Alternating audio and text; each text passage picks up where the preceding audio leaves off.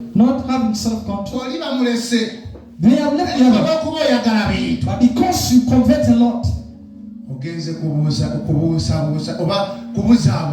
gone to deceive. Man of God, he has received the visitors. He has sent them. So let us be careful. Let us be careful. All things are good, but not all things are good. Is it 2 Corinthians?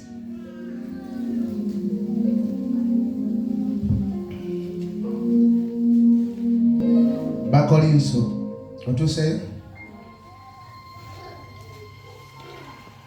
Yechokubiri. 2 Corinthians chapter 6.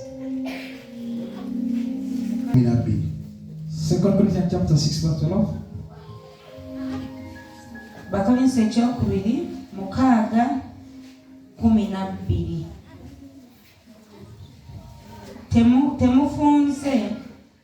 Temufunze mufe naye mufunze mu myoyo gyammwe. 13. Mukama yebazibwe. Moja yategeeza abantu abo. This Paul still Corinthians. Obutegendereza ne muki that ofunda. If you lack carefulness, you might end up. Amen. Ate nsomera ne Bakolinso mukaaga 12 ekisooka. 1 Corinthians 6:12. We wagenda okujjayo kyembadde ngamba. It will bring out the meaning we need. Mukaaga 12 byonna birungi gye ndi naye byonna tebinsaanira. Byonna birungi gye ndi naye nze sigenda kufugibwanga kyonna. Mukama yeebazibwe. Yes, byonna byolaba birungi. All things you saw good.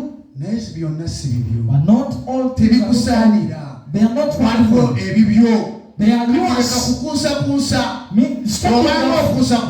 If you wegendereze byogenda okujjamu sinakindi bigende mbeera mbi mulwadde wenzi kugenda kulabika.